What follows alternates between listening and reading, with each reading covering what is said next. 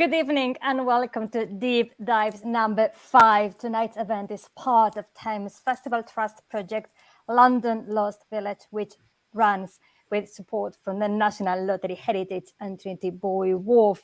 I have to apologize. My cat is very sick, so he has to be in the room. I can't kick him out today. So he's going to be appearing on and off on the screen. But some of you who had to do online meetings and work meetings during lockdown and are mummies and daddies to children who were at home, I'm sure you will understand what it is.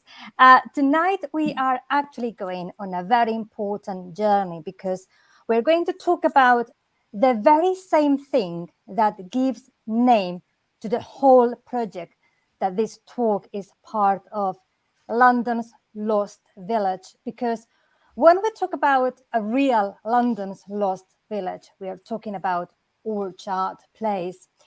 Once upon a time, or more exactly between 1820 and 1930, Orchard Place was a thriving village with pubs, a chapel, a school, but surrounded one side by the East India Docks. And I'm going to show a map on the screen.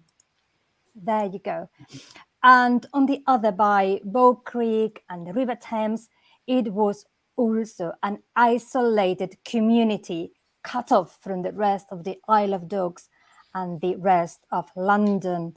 Following a devastating 1928 flood, the community of Orchard Place was emptied by a slum clearance order during the 1930s, and all the families moved to Oban House in Poplar. Tonight we are joined by Janet Pell. I hope I'm pronouncing Janet's names correctly.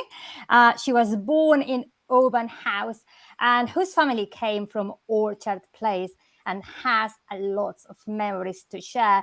Good evening, Janet. Thanks for being with us. Good evening, everyone. It's lovely to be here, and it's been wonderful to reminisce on the history of my family and where I grew up, and I've been doing some research, which has been really quite fulfilling for me and quite moving. I've read things that that Orchard Place was a. Do you want me to start talking about my memories now, or no? I want you to keep that for yeah. But okay. Yeah. So Janet is going to be sharing with us a lot of. She's going to be sharing her memories growing up in Oban House, but she's always going to share with us this evening a lot of the memories that her grandmother and her mum passed to Janet, as well as some of information that she found out researching on the place that her family came from. And also with us this evening is Professor Rebecca. I'm gonna try Tunstall. That's great. Thank you. She's from the Center for Housing Policy at University of York, and Rebecca will be able to speak on the housing reform that was undertaken during the first half of the 20th century, often known as slum clearance, of which Orchard Place was a part. Good evening, Rebecca, and thank you very much for being with us all the way from...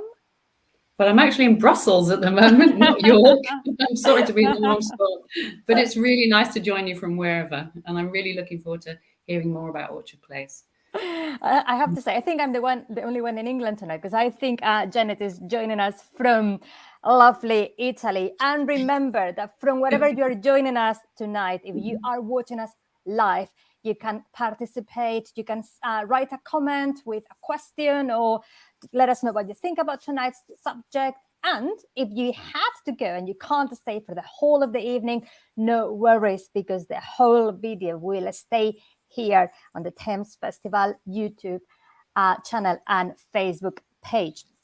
Now, tonight I'm going to be both a host and a guest speaker, if you want, because just to set the scene ahead of my questions for Janet and for Rebecca, I will also be giving you a brief presentation on what Orchard Place was and some curiosities.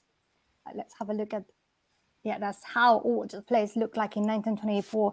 I'm going to explain to you some curiosities and facts about the place. But to properly start proceedings, I do have a first question for Janet and a first question for Rebecca.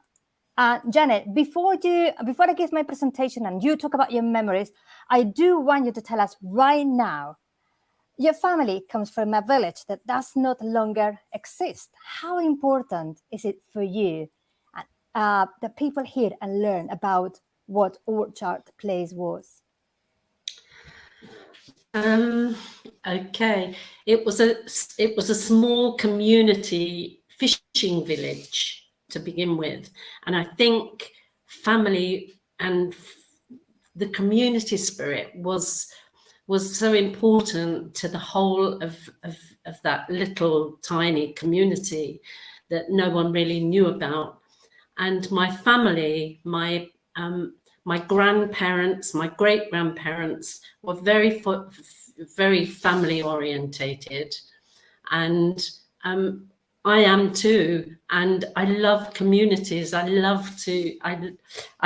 said a few days ago, oh, maybe I should have joined a community, a Christian community. And my husband was laughing, because I like people around, and I think this sharing and caring for people was so important in those days. And I think it was a part of my life. All those people that moved from Orchard Place were closely knitted, they were intermarried, and it was that community, it was the community spirit, I think, that has kept me interested in this life. Well, so we can't wait to hear some of your memories and stories in a moment's time. Rebecca, to better understand your approach to tonight's discussion, tell us, what is the Centre for Housing Policy and what do you study there? Oh, thanks for asking. It's a small research centre at the University of York with about 15 researchers, and we do all kinds of research, mainly on contemporary housing issues. So we do a lot on homelessness, the private rented sector. That's not our building, by the way. That's sorry. Building, I think, in the Netherlands. So we look at social housing as well, including social housing all around the world. But occasionally we get to do something more historical. And I've done some work on the history of slum clearance. And I've also done a book tracking 20 council estates through their whole life, from when they were first built to today. And I think it's really important to understand the history of housing if you want to see where we've got to. And there are so many problems in housing policy now, but many of them have been tackled in previous periods. So people before us have tried to deal with the same kinds of issues, and we can learn a lot from what they thought and what they tried to do and what went well and what didn't. Thank you very much for this introduction, Rebecca and Janet. Now, ladies and gentlemen, I think it's now time to travel back in time to a place once upon a time called Orchard Place. I'm going to invite you to travel back in time with this video.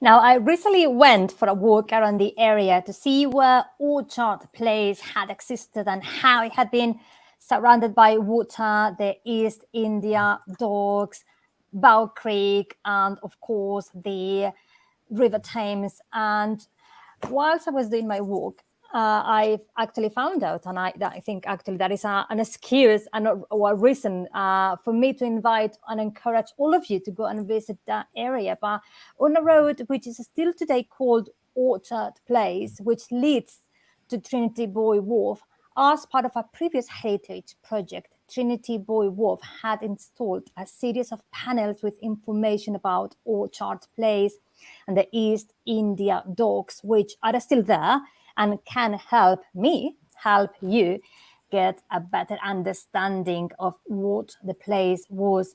And I'm going to be sharing some of those with you this evening. The history of Orchard Place goes back, it's my cut again. The history of Orchard Place goes, of course, hand in hand with the history of the East India Dock Company, founded in 1803 to consolidate and expand the docks around Blackwall. The East India Docks were the landing place for spices, indigo, ammunition, Persian carpet, silk, and of course, tea.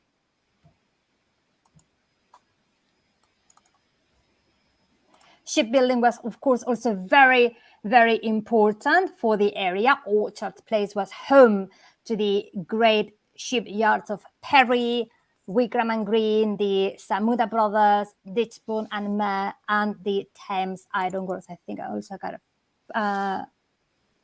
no, that's not the photo I was supposed to. I seem to have lost the photo of the shipbuilding in the area.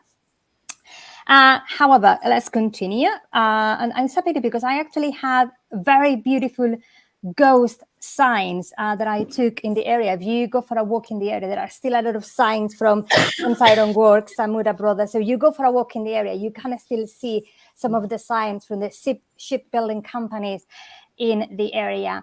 The name of the place comes from Orchard House, originally a house with an orchard, which took most of the eastern branch of the peninsula. By the late 17th century, it was described as a tippling house, and the land around the house was built on, but the house remained a licensed drinking premises until the mid-19th century.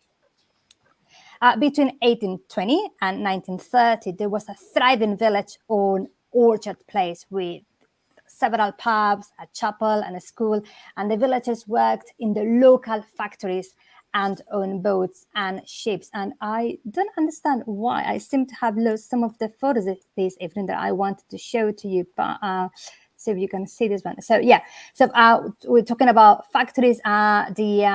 The Thames Glass Company was a very, very important factory. A lot of people worked in that factory from Orchard Place. A lot of women worked there as well. We'll also talk about education and schools. Janet might have some memories and some comments. And again, I apologize because I had two other pictures that I can't find right now that were part of my presentation. That's why you have seen my face for too long. And it's also described on the Isle of Dogs live blog on WordPress. In the slum clearances of the 1930s, most of the small population was rehoused in a new block of flats at Oban House and nearby.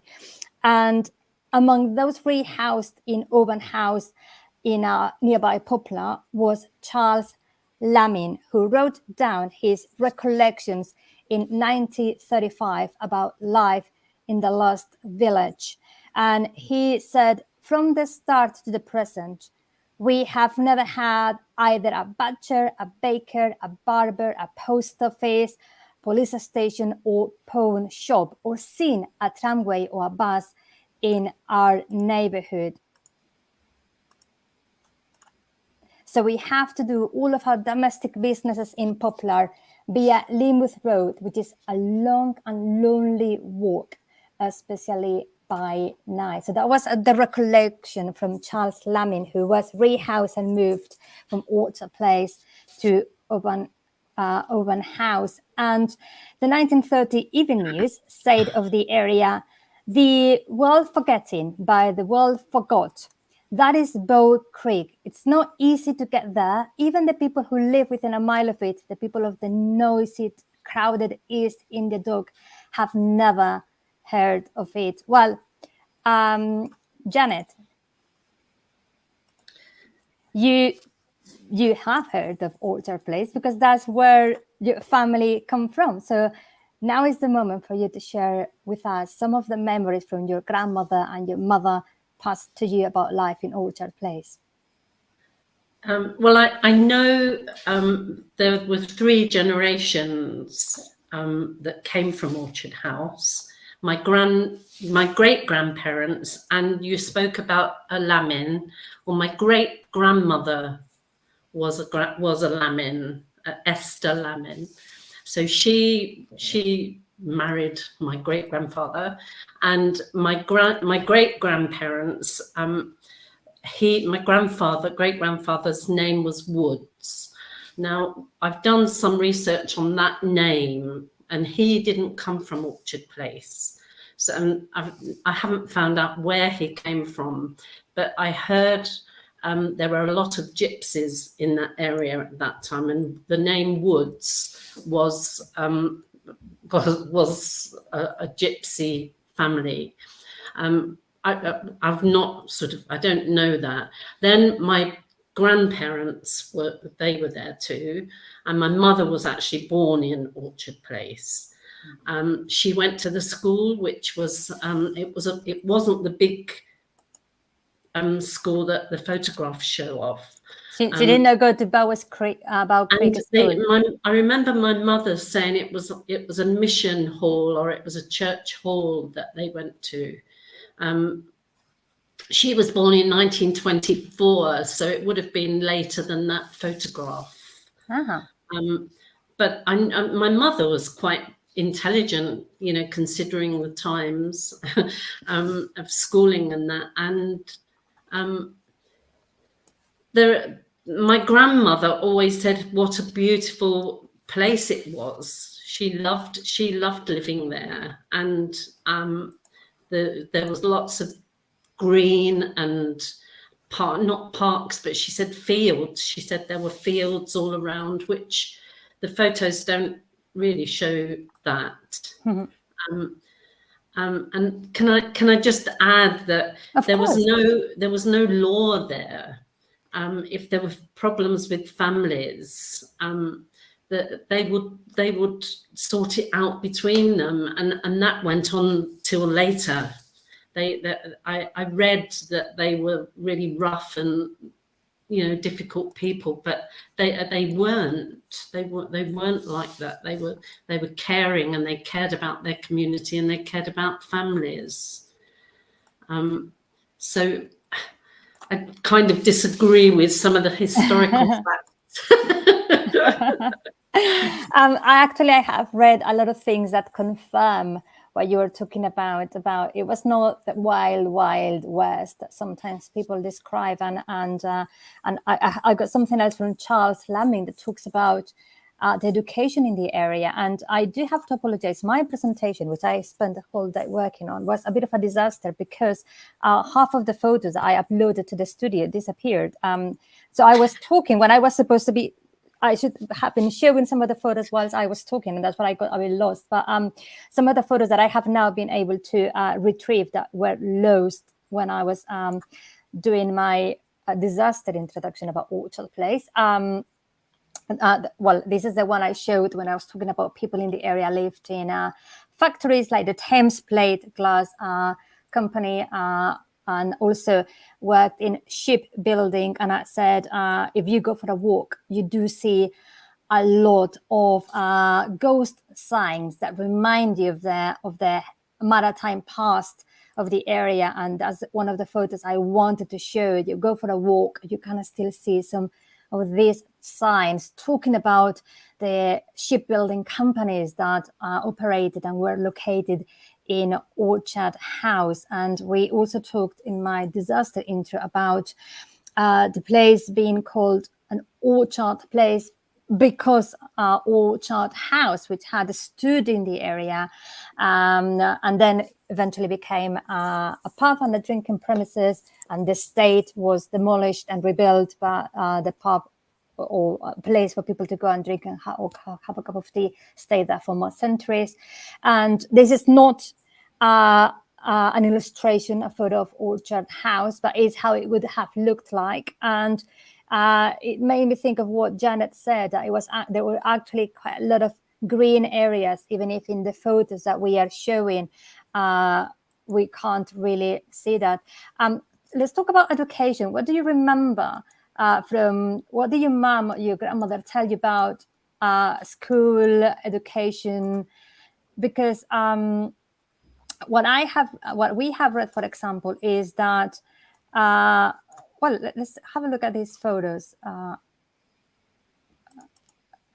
And it's a bit difficult to read it here, but it says, and I think it comes from Charles Lamming, and that's children at the school were all taught swimming and life-saving, as well as reading, writing, and arithmetic. There were different schools in the area, and even if most pupils left the school as soon as they were old enough to work, for what we are seeing up until that point, they seem to have had actually quite a good education.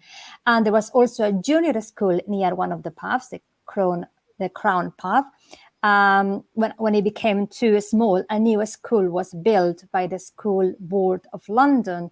And they also had the Bow Creek Evening Institute for Adults, which covered a huge range of subjects, from reading and writing to country dancing. Does it resonate with any of the memories you have heard about, Janet? I had country dancing at school. Did you, Becky? Yes. Yes, my mother, I don't remember anything about my mother's like secondary school education. I can't remember anything she mentioned. It was always, I don't know if they left school at an early age and then went straight to work. And my mother always worked in factories, and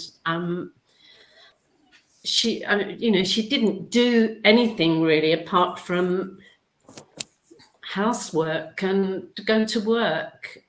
There wasn't when I saw these evening institute documents, and I just thought, I can't even see any of the families going to those personally. I haven't got that in writing, but I don't remember my mother ever saying she learned to sew. She did all those things at school. She learned to stitch and knitting and things. But the Evening Institute, I think that could have been fake.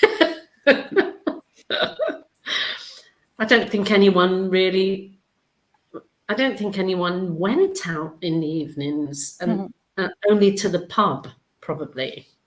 I don't think they would have gone out to learn to sew and knit.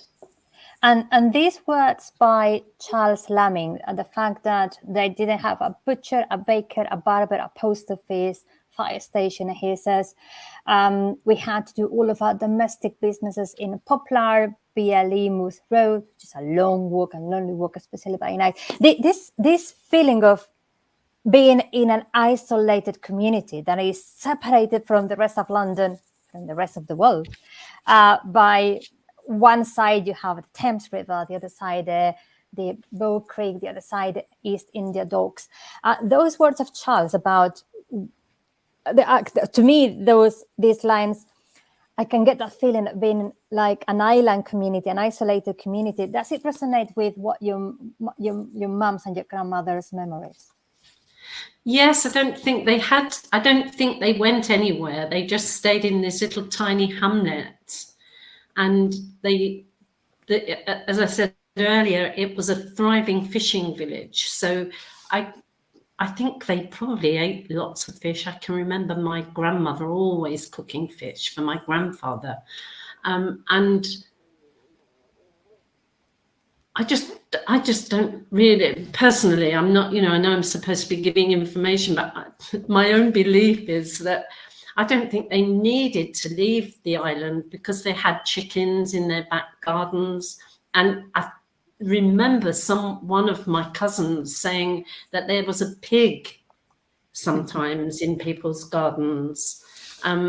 Whether that's true or not, I can't say. But they were probably self-sufficient.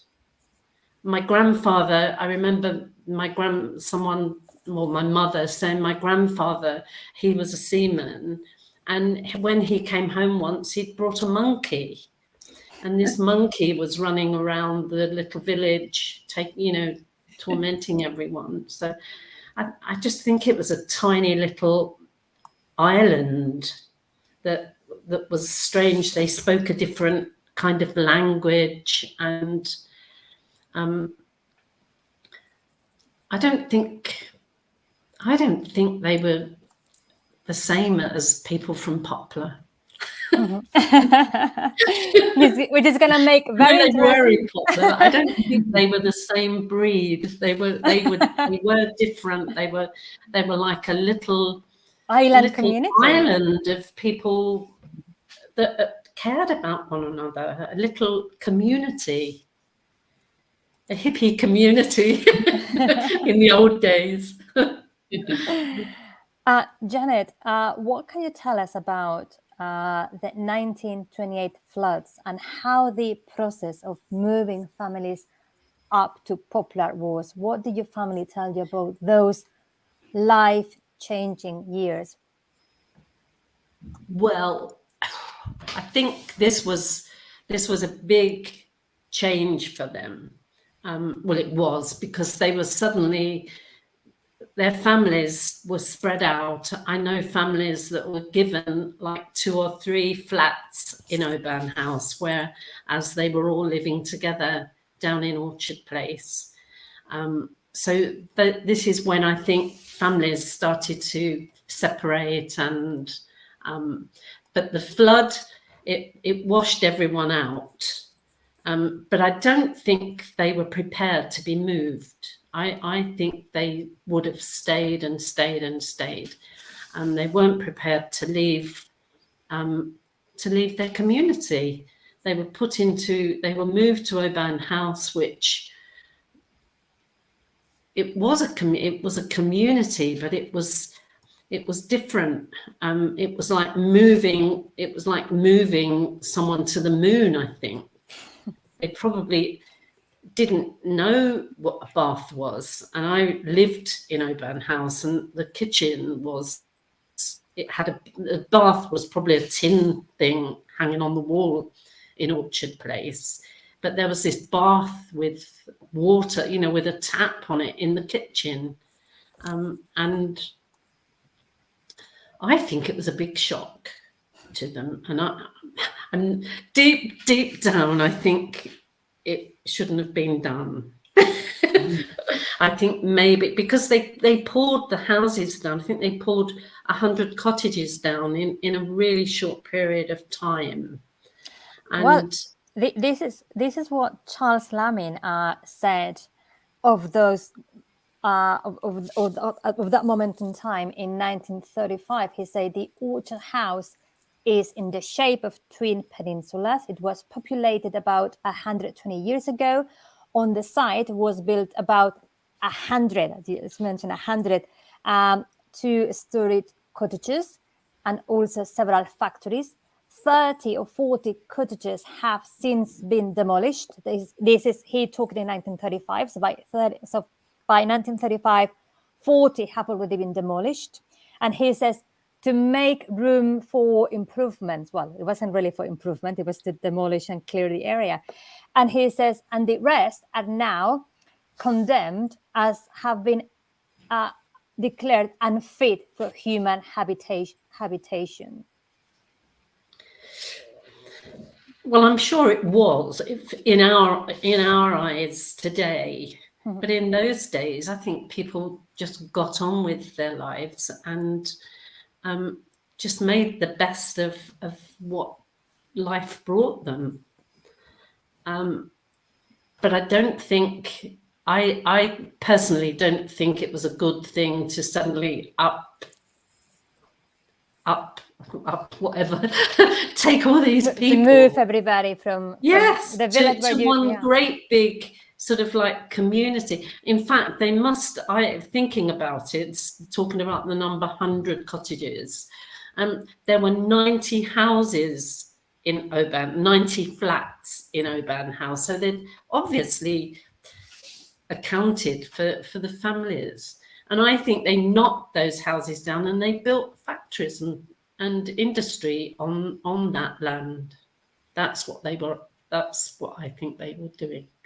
Janet, we were talking a moment ago, we were talking about education. I had asked you about memories of your mom, grandmom going to school, how education was for the children and young people in that community. And we talked about the local schools. And I had said that there was also an evening institute where people, where they were teaching a wide variety of things from arithmetics to country dancing. And we have lovely Eileen saying, I seem to remember my dad saying he went to evening school and he was born in 1912. And then she has also followed up, Janet, with something that you said about open house. She says, from when you were moved to a house.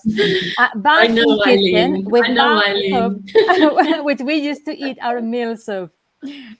And of course, you know each other because Eileen lived at 25 Oban House. We're vaguely, probably cousins along the line. It's very significant, Janet, that you have described Orchard Place as a thriving fishing community. You haven't described it as the poorest of the poor communities in London. But sometimes when you're Googling, the first thing that comes up was a very poor area, but you actually have described it as a thriving fishing community. Well, I think thriving in those days was probably you can have a meal on the table and a little wage at the end of the week that you could pay the rent with. I just know that there was a lot of fishing and shrimp catching in the sort of 1900s on the River Thames down there. And a lot of the people that lived there, I don't know how many, haven't seen any factors, but I know my grandfather had a boat, had a little sort of rowing boat, my great grandfather. And I think people had boats where they caught their fish, and I think everyone was poor in those days.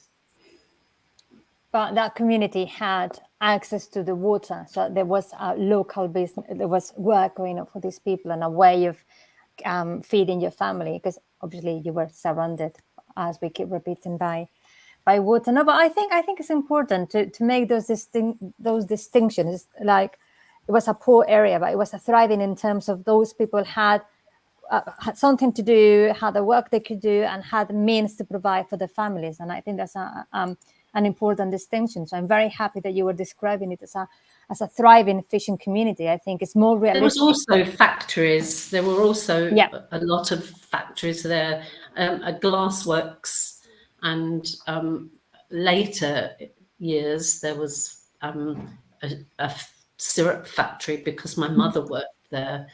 I think it's still going, actually, Fowler's, and Baldwin's, which was the Boilermakers. And I don't know what, I'm not sure if they're still there. But there was a lot of factories along Leamouth Road.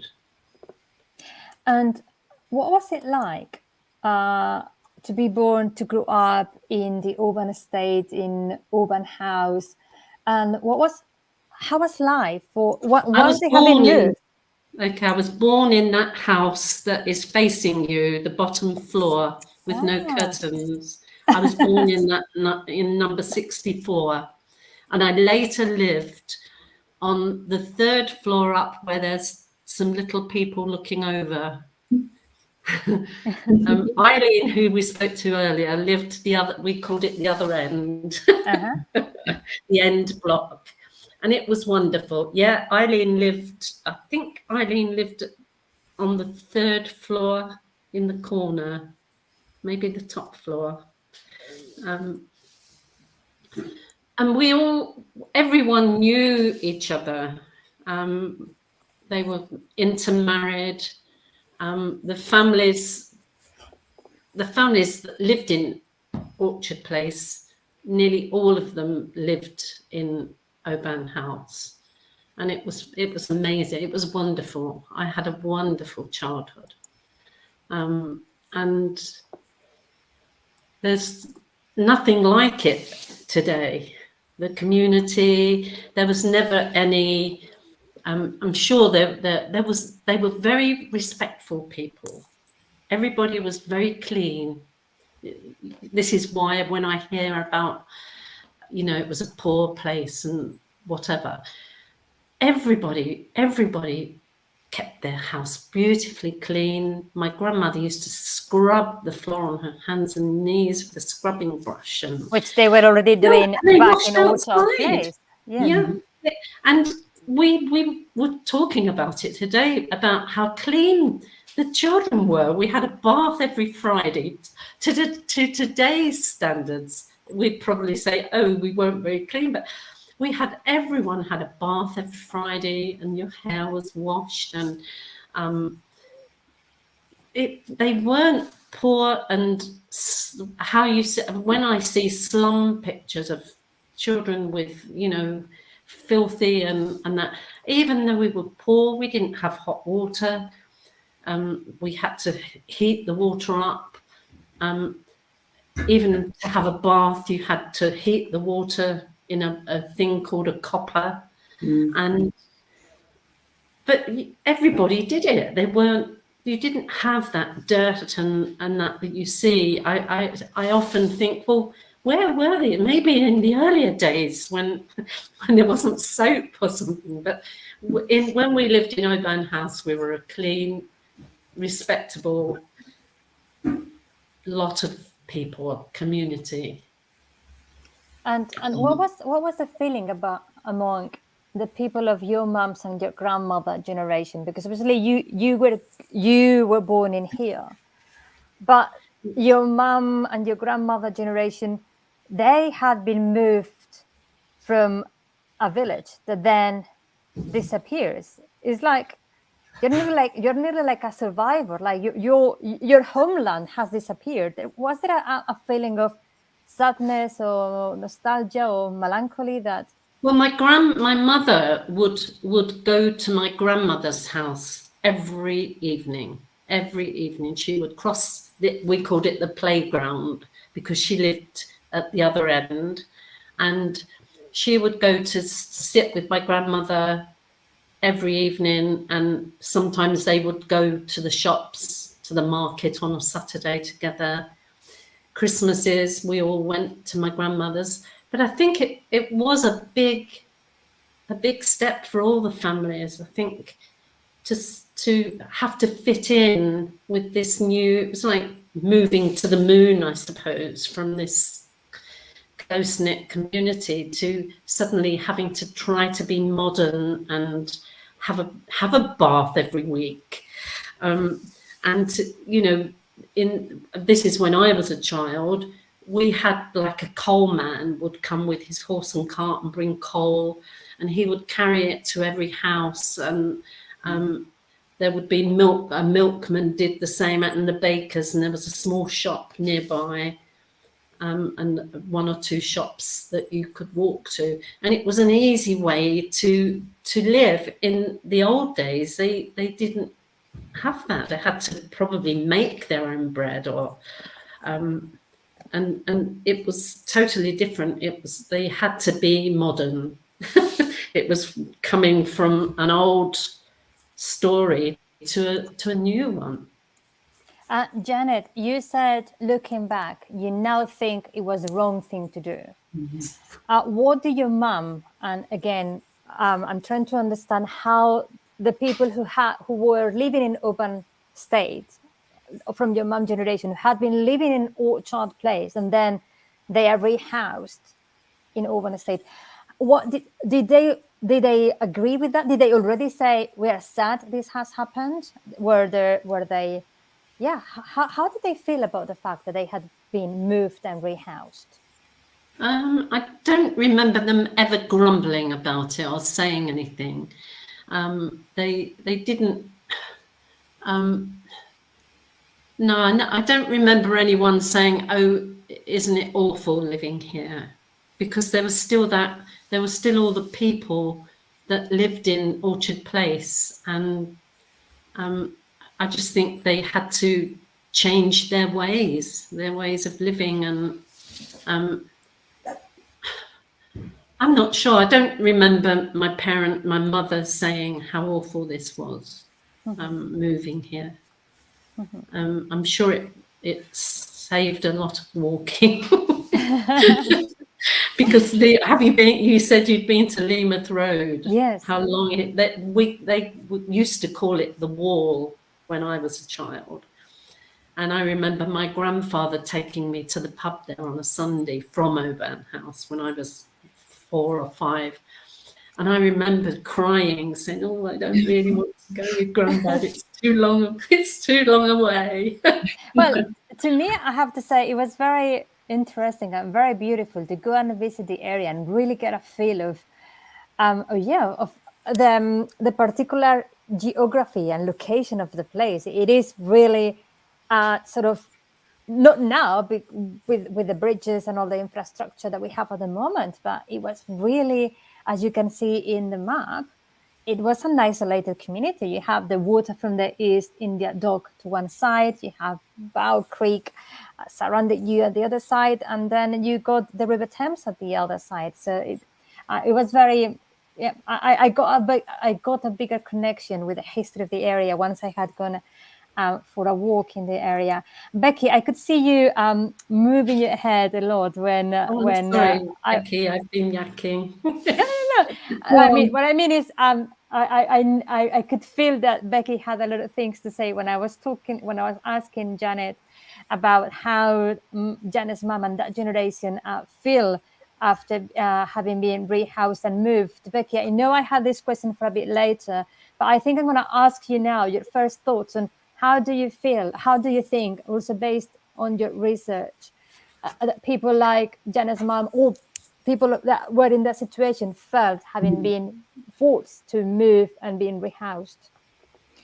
Well, Janet, it's been great hearing your memories and very, very powerful. And I think what you're saying really should remind us all about what a big event this was for the families involved. And it's had its impact down the generations, because you know all about it and are still affected by it, and it's still emotional, isn't it? All these years later. And it's very powerful the way that you describe the change for people in being forced to move from one place to another and their houses forcibly knocked down. And you described it as going to the moon. And what brave people your family were to do this, to go to the moon, because they had to. They were told to. They just had to do it. And they went through it, and they managed, and they very much lived to tell a tale.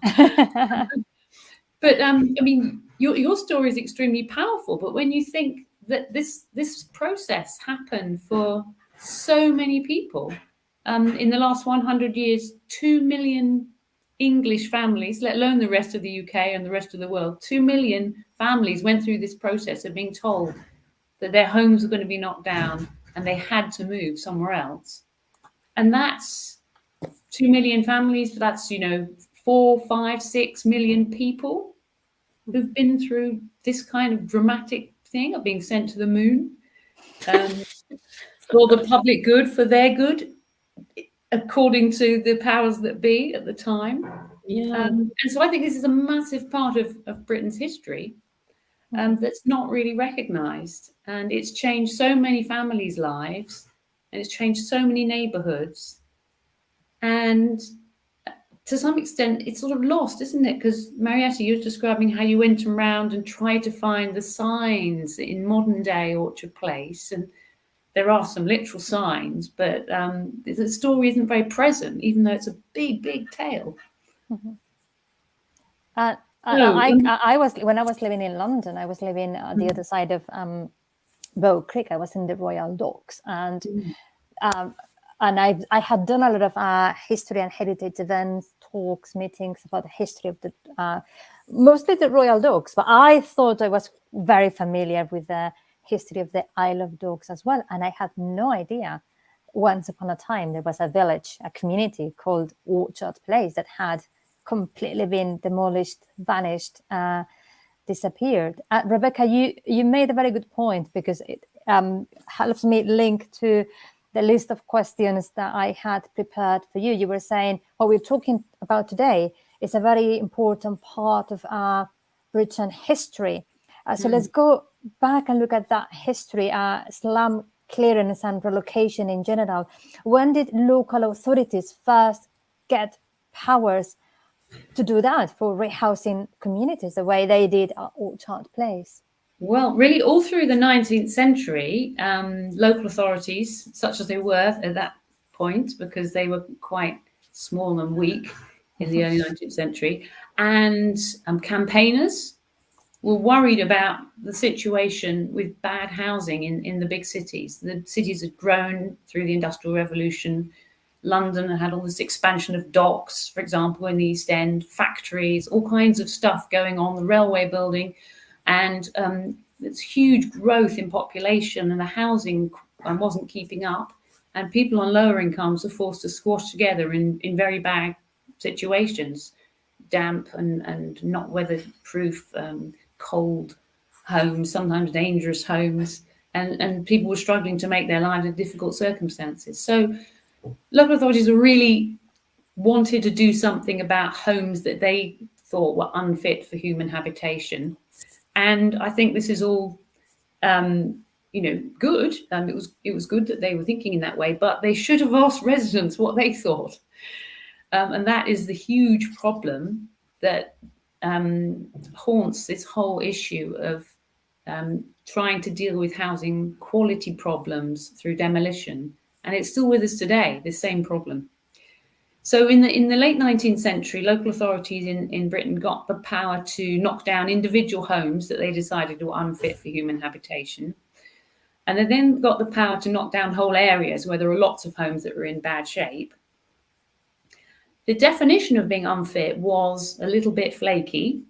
So different people would say this house is fit or not fit. And there's also the question of whether you could have done something else rather than demolish. Was there some way of improving the home? Mm-hmm. But then there's a question of whether you can improve it at reasonable cost and who's going to pay for the cost.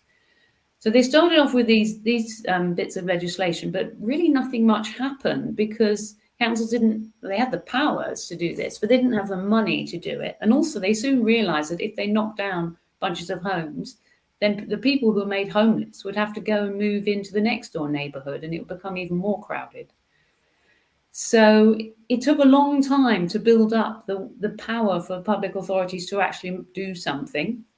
So immediately after the First World War, politicians were saying we need to improve housing stock for the heroes who fought in the war. And there were the first big subsidy given to local authorities to build council housing. And a lot of local authorities, including Stepney, which is where Orchard Place was, and the London County Council, the London government of the time, got building on quite a big scale. But the problem there was that they built really nice quality new homes in most cases, but the rents were too high for the poorest people. So the new council housing went to people on middle incomes, which didn't help lots of people in some of the worst housing conditions. So then a few years on in the interwar period, in 1930, there was a new piece of legislation that came in that provided special subsidies for local authorities to knock down homes and then replace them with council housing. And these extra subsidies were supposed to allow them to build council housing with rents cheap enough for more people, including people from some of the places with the worst housing quality. So this is like the beginning of the concept of social housing. Yes, social housing had been sort of started up by charities in the late 19th century. Then it really got going after the First World War, with local authorities becoming involved. And then in 1930, you get this idea of the slum. It's a horrible word, but it was the word that was used at the time. And that was an area where there were lots of houses that were so-called unfit for human habitation. And then there was money to knock down those homes and build new ones. And there was no requirement to ask the residents what they thought. It was just presumed that they were going to like these nice new houses that were being given to them. So the local authority would have not asked Janet's mum, "Are you happy to be moved, or would you rather stay?" No. There was a little bit more asking people later on in history, in the mid-20th century, but in the 20s and 30s, not much asking went on.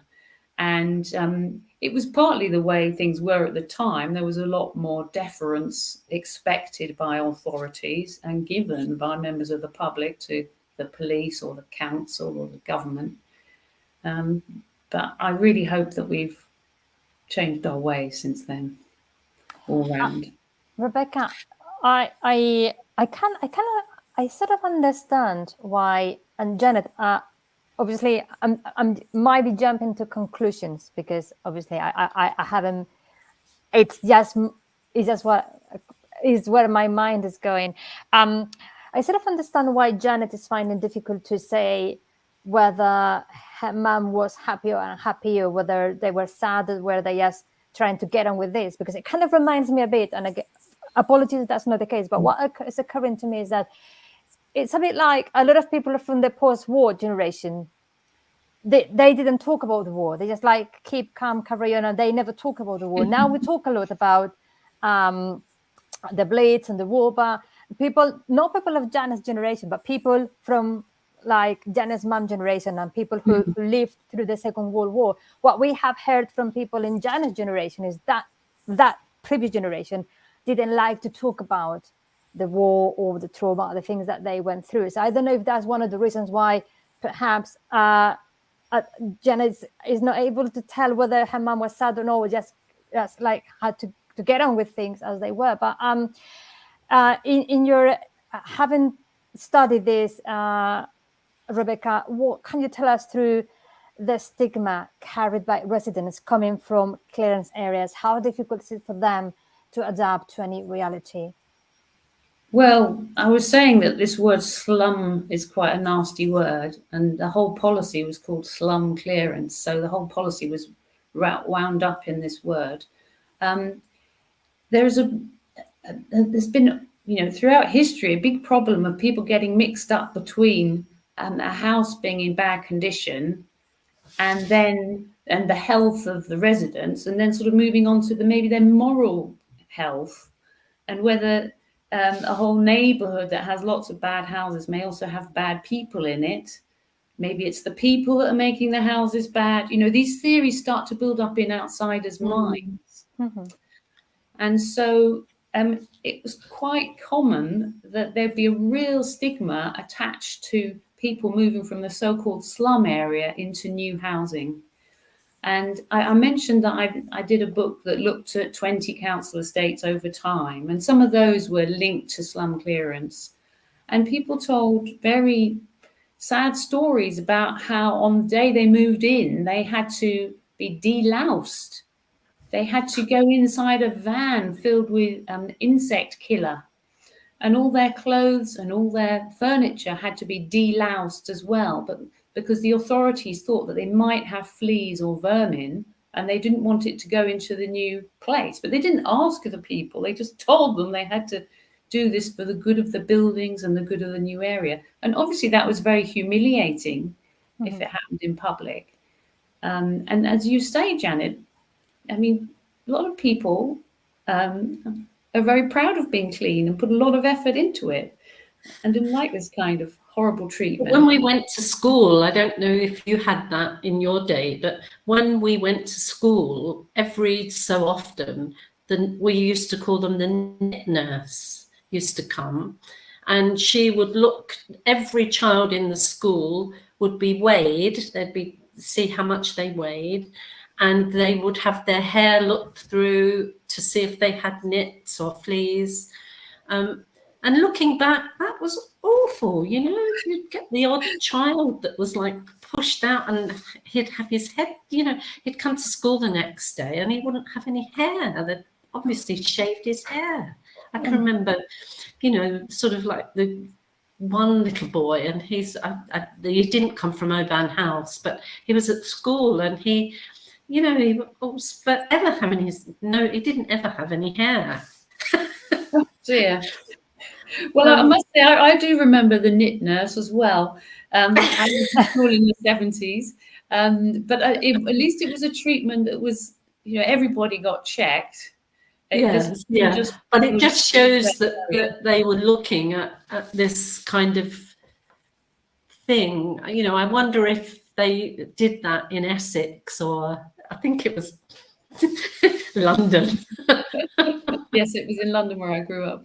Yeah. Well, I think that public health is a great goal, but there has been a tendency in the history of public health for it to be about the health of all, with the individual rights and individual sensitivities somewhat sort of squashed along the way in the interest of everybody else. Yeah. But there are ways to do these things, taking into account what individuals want, and to make it pleasant for everybody as well. Yeah. Janet. So the problem with it, I mean, it's quite amazing the effect that this so-called slum reputation could have, because out of those estates that I mentioned, some still had a slum stigma 40 or 50 years after they were built. So, you know, a generation or two on, it was still going on. And I remember visiting one of these places in the 2000s, and the local housing manager there was saying, "Oh, we've finally shaken off the slum clearance stigma." And this was 70 years after the move. You know, the original residents had all passed on, but the reputation could hang about. And just to go back to the testimony of residents from an estate in southeast London that I mentioned, that the headmaster of the local school said that the new children wouldn't fit in the 1930s, just parallel to the time that your family were moving. And a local community worker said you could pick out the so-called slum children because they were smaller than the others and they had worse clothing. So it was for some people, it was really difficult moving to integrate into the new community because of the prejudice of the neighbours, and even key services like teachers might be prejudiced against people moving from a so-called slum area.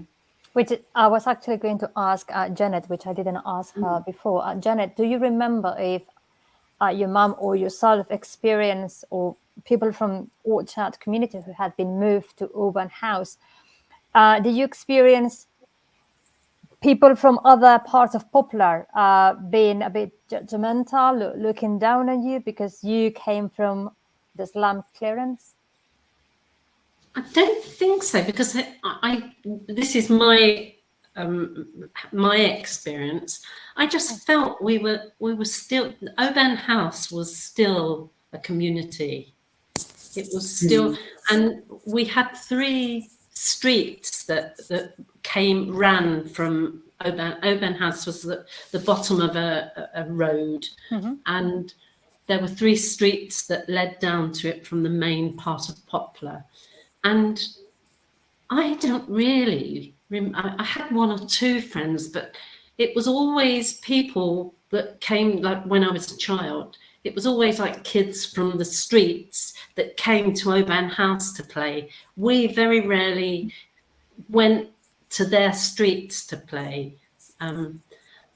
Maybe other people have had other experiences, but there'd be the 1 or 2 who perhaps had a relative in Oban House that would come to. It was still a close community, and the families, they intermarried, and there were like 3 or 4 perhaps Jeffries families, or sort of the Lamin family, and you know, even my family, there was at least 4 close families. my grandmother, my two aunties, and us, and that's how it was. And that you had cousins sort of that lived there, so there was always this close-knit community, and I don't think people actually went out to look for outside interest. People went to the pubs on a weekend, and usually it was like a group of friends. This is like my grandmother, and they would go to the pub on a Saturday night, but there'd be like a group of them that would walk up to the pub and sit there until they were drunk. Well, I guess there are so many different experiences of this process of being forced demolition and forced moves. There are so many different places and people that have experienced it.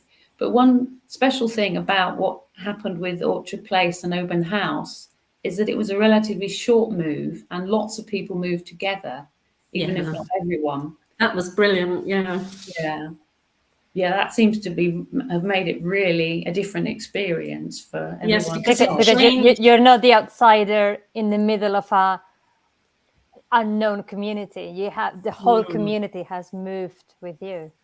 And in the 60s, it happened again in Oban House. I mean, this is another story, but and I believe that is when families, they just sort of disintegrated, the community spirit of that, because people were moved out again out of Oban House, and but that I won't go into that.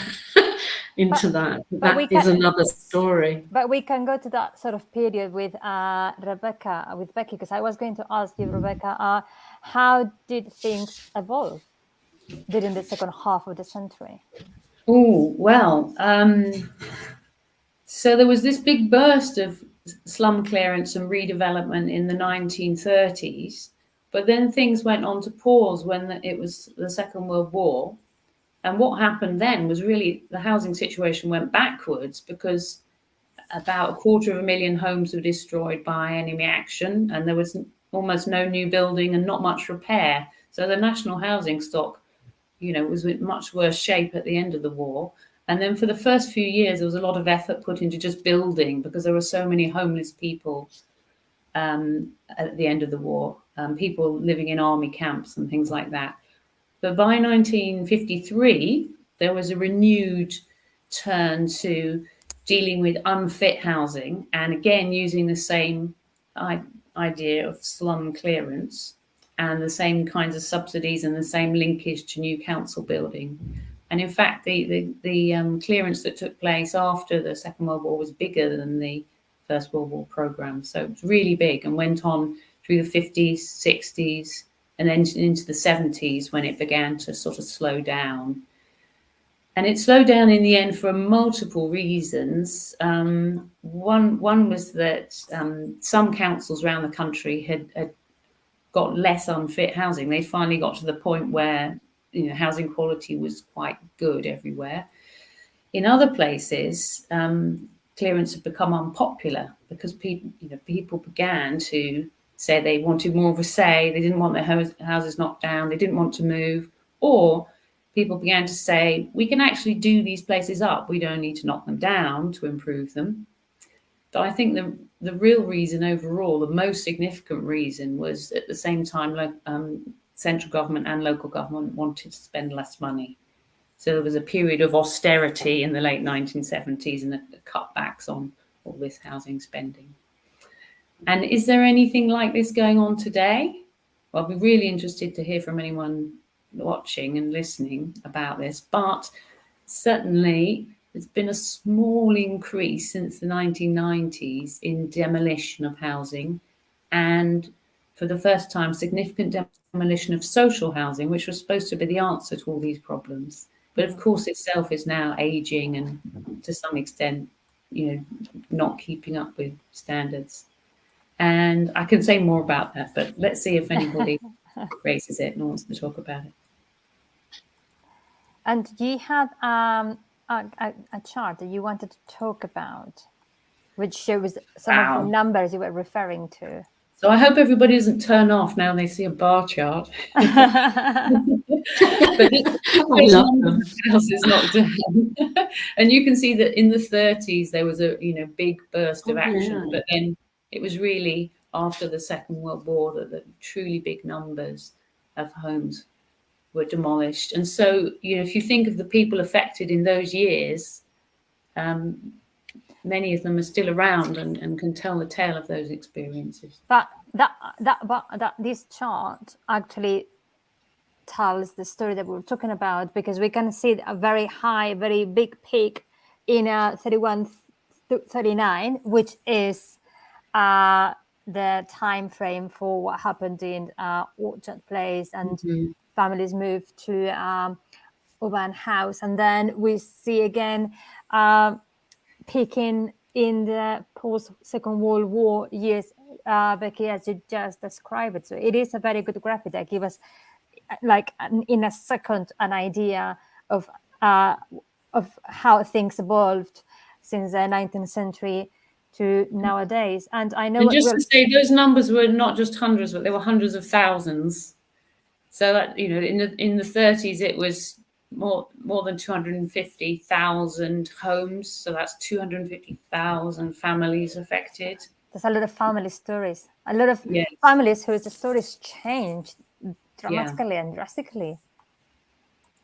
And I know we already touched this subject a bit, but is there anything else you want to ask Rebecca about? How would you explain what happened in Orchard Place and Auburn House from your perspective, according to your work and your research? Well, I think as I was saying, that the move that took place from Orchard Place to Auburn House was a little bit special. There was a lot of argument going on in the 30s in Stepney Borough Council and in the London County Council about what would be best. And as I say, they did neglect to ask the residents, but they did think about it very carefully. So there were battles about whether it was better to build new small houses, just like the ones that you were replacing, or whether it would be better to have tall flats. If you built lots of small houses, some of them would have to be far out in the suburbs, which might not be good for people. But on the other hand, would big blocks of flats be good? And we still have these arguments today, of course. So Stepney Borough Council was concerned that people from Orchard Place and other places like it, whose homes were knocked down, might get sent off to Becontree. That was the worry, because that was a huge estate being built in the suburbs in Barking and Dagenham. But it just so happened, and I don't quite know how this worked out, that the London County Council had a bit of land where Auburn House is that was within walking distance of Orchard Place. And some people who got sent off into a new London County Council flat will be sent to the other end of London, but the people of Orchard Place mostly got to go just down the road, in effect. And Janet, I was really struck by the fact you said that your granddad used to go back to his old pub. Yes. Yeah, I think it was, I'm not sure, I think it was called The Crown. And I think yes, like Eileen has just put down the wall. It was this one pub, and the sailors used to come from up from the docks probably, and I remember standing, because you weren't allowed in, I remember standing outside alone, with a bottle of lemonade and sort of saying, "Oh, are you going yet?" And he would be playing dominoes, and there would be, I remember sailors there, going there. And I think they still, my mother, a lot of people actually still went to work there for years. My mother worked down the wall in the Fowlers, the Fowlers factory, in the treacle factory. She worked there for years, on and off, and there was always lots of work. So, and I think a lot of people did. I think they couldn't give that life up. I that's my belief. And they were able to keep it up because it was near enough that they could get back to the Crown. Yes. Janet was at you the saw top. The Crown. Oh, yes. I must have read it somewhere for me to remember.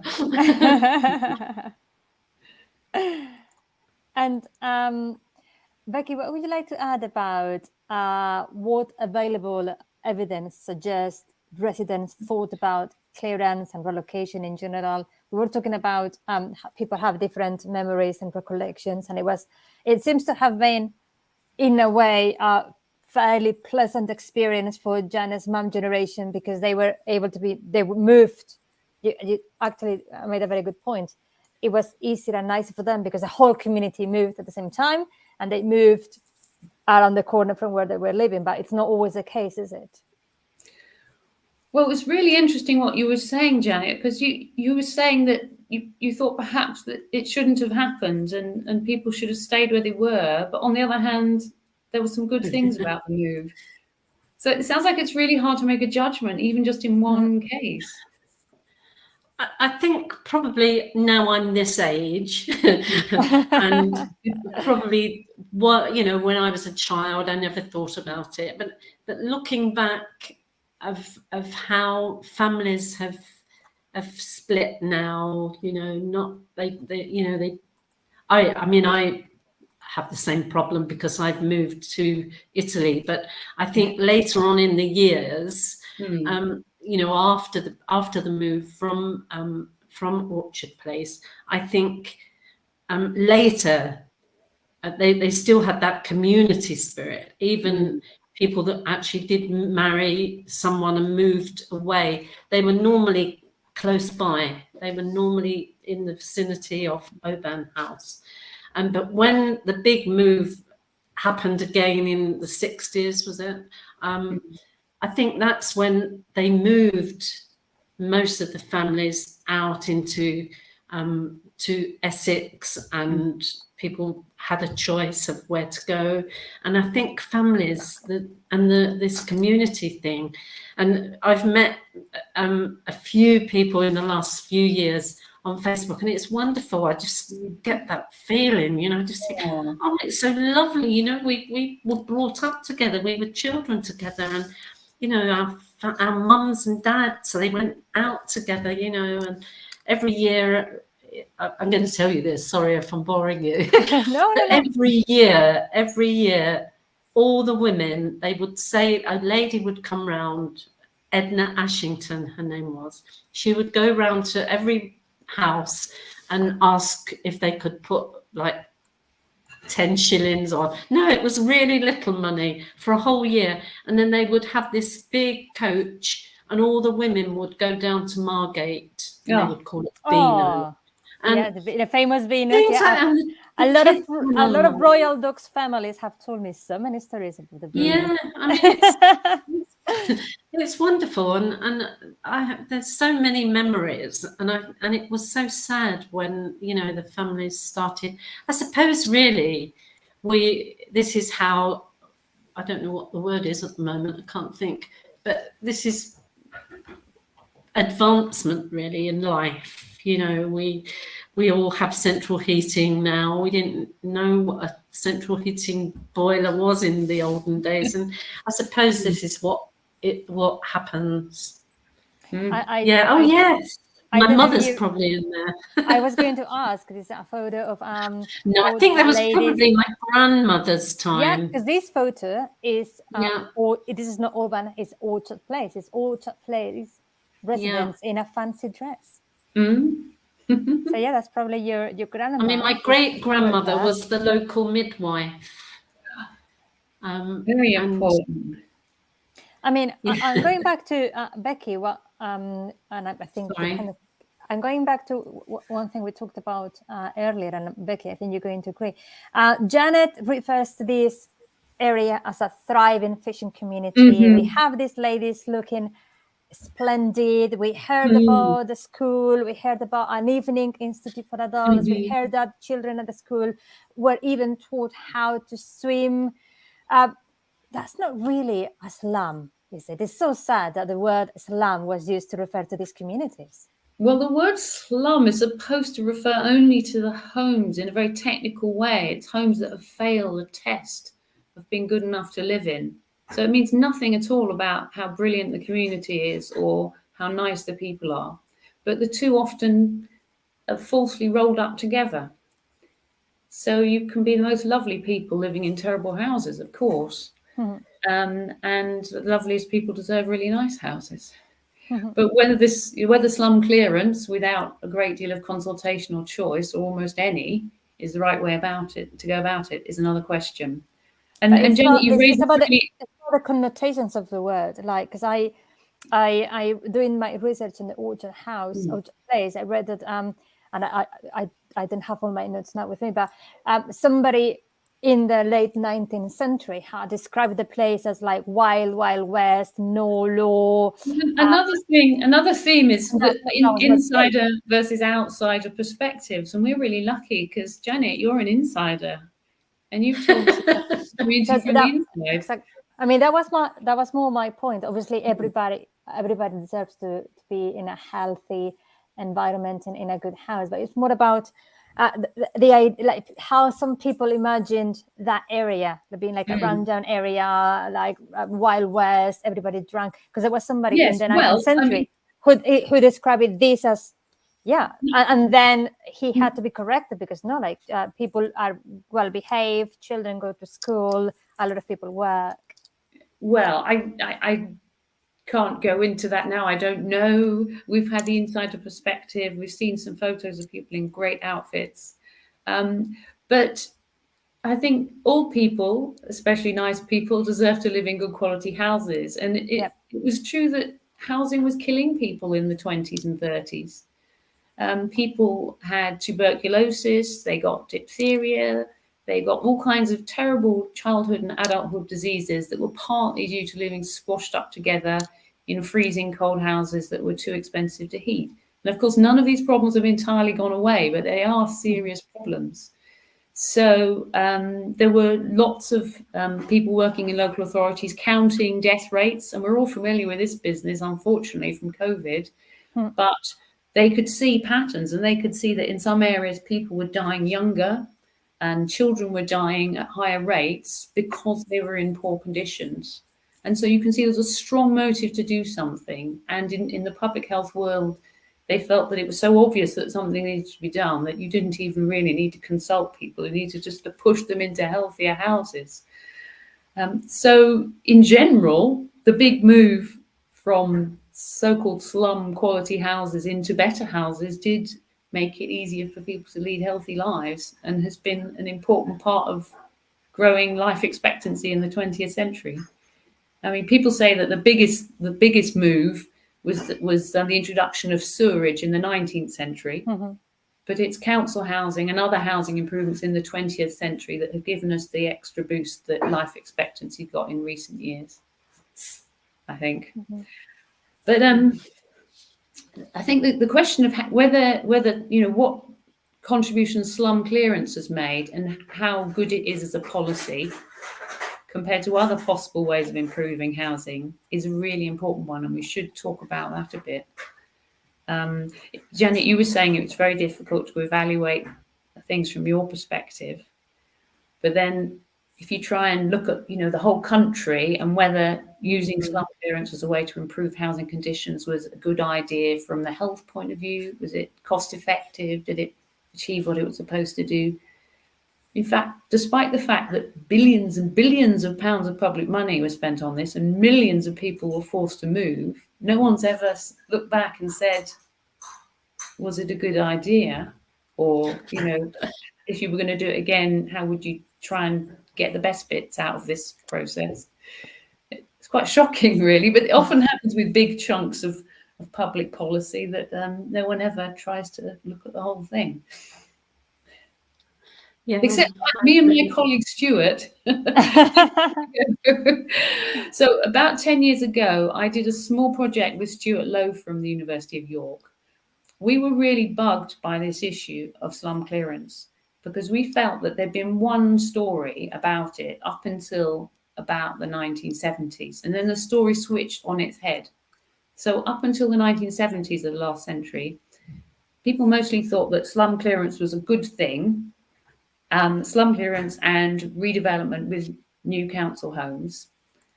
It could have been done a bit better, but basically the whole idea was sensible and effective.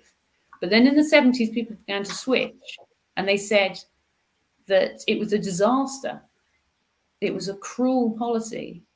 It broke up communities. It destroyed this very special kind of community life that you've described, Janet. And we were thinking there are these two totally diametrically opposed assessments of slum clearance and rebuilding. And what's the evidence? What can we say? Is there anything we can say to kind of clear this confusion up? So we hunted in the archives for as many studies as we could find that were done at the time, talking to people before they moved and after they moved, and any other kind of research we could find. And we got about 100 studies altogether, and we went through them all really carefully, and there were lots of problems with them. Most of them didn't allow residents to say what they really thought. They just asked them a series of questions. So it could be that at the end of the questionnaire, the residents were saying, but wait a minute, you didn't ask me the important things.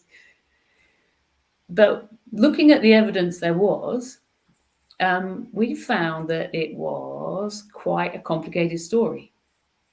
So I think you can't just generalize and say that slum clearance and rebuilding was a good thing or a bad thing, because it seemed that it really depended on who you were, what kind of home you had to start with, how far you had to go, how attached you were to your previous community, and what kind of setup you got when you arrived.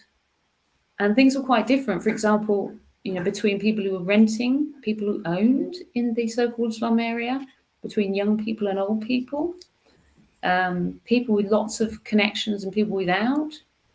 It depended how far you went. And some people went to like really, really distant new estates that had no facilities. Others were in much better areas like Bow, say. So we just thought that you can't generalize, and that there could be slum clearance schemes that worked out quite well and resulted in a lot of quite happy residents, even though they didn't get a great deal of choice, and others that were really, really problematic. Just to give you one dramatic example of that, there was a study done in Middlesbrough in the 1930s where people moved from an inner city area of poor rented housing out into a new council estate on the outskirts. And in the so-called slum area, the death rate was twice the average before this change. But when the people moved to the new area, the death rate went up to 3 times the local average. And the people who were doing this study were the director of public health and a doctor, and they were horrified. And they worked out what the issue was, and that was that the new rents were higher and took up, I think it was 25% of people's incomes instead of 17%. Mm-hmm. So they had less money to eat. They made up the difference by eating worse, yeah. And the only members of the families who avoided this higher death rate were the babies, who were still getting breast milk. But everybody else had to pay for their food. Yeah. So that's an example of how this, really well-meant policy can go completely wrong and be a total disaster. But on the other hand, it also contributed to better health and good lives for millions. So what do you think, Janet? How does that story that I'm telling fit with yours? Yeah, I can see your point of view, totally, because that's the study that you did. But I think at the end of the day, it's a politic sort of thing, really, isn't it? It's the politicians do not go in and look at the people's real needs. So that's another story, isn't it? The political point of view too, and the money that the governments and the counties have. You know, there's. I think we are in different times, and I don't think politicians would ever think to act in quite as a patrician manner without asking people what they wanted, as they did in the 1930s, knocking down people's houses and moving them to places. But I also think that the government lacks the ambition to try and make such big scale improvements in living conditions, and wouldn't think of spending so much money on housing or other advances. Maybe those are two sides of the same coin. Yeah, I don't really know what to say about that personally, because I have my own feelings, which, you know, it boils down to sort of the political side of things. So I don't really want to go into how I feel about that. We could be here all night to get into religion and politics. History and life are quite enough to talk about.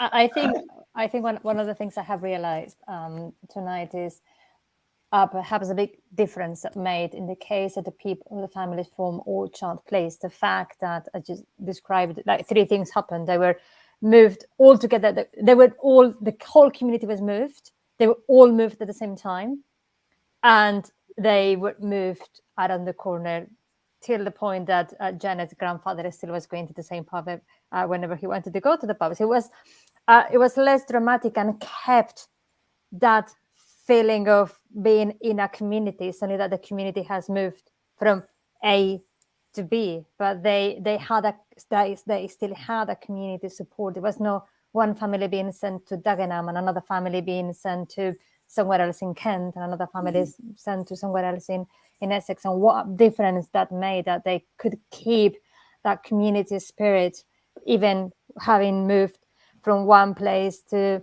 the other. It's still fascinating, though, that when people ask me where I am from, I can talk about a town in Spain that still exists. In the case of Janet, and then I'm now going back and going in a circle to how we started. In the case of Janet, we're talking about her family coming from a village that does no longer exist. It's no longer on the planet. Very quickly before we wrap up, I have found one of the panels that I was supposed to be showing you when I was doing that very messy introduction presentation in the Orchard Place, because some of the photos that I thought I had uploaded to the studio, I hadn't, and I was able to upload this while we were having the conversation again, how important shipbuilding was for the community, and Janet mentioned Orchard Place being a thriving fishing community, and we talked about a lot of people working on shipbuilding factories, other factories, both the maritime industry. And Janet, I'd like to go back to just like to close tonight. I'd like to go back to exactly what we're just talking about one moment, which is the fact that, for better or worse, and I'm sure it is that the village you come from no longer exists. And I want to go back to that quote from the evening news in the 1930s, if I could find it in my computer. In the 1930s, the evening news said of the area, "The world forgetting, by the world forgot." That is Bow Creek. It is not easy to get there. Even the people who live within a mile of it, the people of the very noisy, crowded East India Dock, have never heard of it. Janet, you come from a village that a lot of people never heard of, a lot of people never knew existed. Mm-hmm. How does it make you feel that we have been talking about it tonight? Well, this whole week, I felt really emotional, and I think that's all I've been talking about. My poor husband, I've been saying, "Oh yes, look at this. Oh, I remember this. I remember that." And he said, "Yeah, you already told me that." Yeah, I love my history. I love my history, and I love my family to my children probably won't even watch this video. They don't seem to be interested in it, and this is what is so sad, I think, about this community that was there in those times. And the whole evening I've been trying to show maps, because not even I could really picture what it was. So that's why I went on a walk. So the whole evening I have been trying to show maps so people understand where a village that does no longer exist once stood, and also as a curiosity for those who are not from London, there is, and I don't know if this is good or bad, but around the same place where Orchard Place used to be, now there's a modern development. And the funny thing is that, so this is, if you know East London, this is taken from the Canning Town station. So when we're talking about Orchard Place, now is this new community development called City Island. And I kind of like, because I'm a romantic in a way, and I like history. I like when history kind of pays a tribute to its own history. So I do like the fact that, and I'm very sure people who developed this had no idea about the history of the place, but they call this place City Island. And to me, it's so connected to the history of the place, because it was an island community before, and now it's again called City Island. So I just wanted to show this photo, kind of like how history goes in a fun way. Circle. Well, Oban House is still there. Oban House, and it's all modern flats now. And my two grandchildren, who are Italian born, have left Italy, and they live just around the corner from. That's amazing. They're not really interested when I say, "Oh, you know this," because it's all changed. And the special thing about that is they must have chosen to move to London and chosen to move to that area. Not for me. Well, Rebecca, Becky, Janet, I have to wrap things up now, but I'm very grateful for your time and your stories, and I never knew I would end up learning so much. So thank you very much to the Trinity Boy Wharf and the Thames Festival, and of course National Lottery Heritage for supporting these events, because as somebody who loves East London, I feel ashamed I never knew a village called Orchard Place existed. And Janet, now we know all about it. Thank you very much. And thank you, Becky. I could probably spend another week talking about it. Thank you, Janet. It's been really interesting hearing about it. And thank you, Becky, for all your figures. And that was amazing, and letting me see a different side to the story too. One can become blinkered. Becky, Janet, I'm going to say goodbye as well, because I will be leaving the screen as soon as we are no longer live. But I think as a final tribute to Janet's homeland, or Janet's family's homeland, we're going to close today's live with the Orchard Place video. Thank you very much. It's been a pleasure. Thank you. Thank you. Thank you.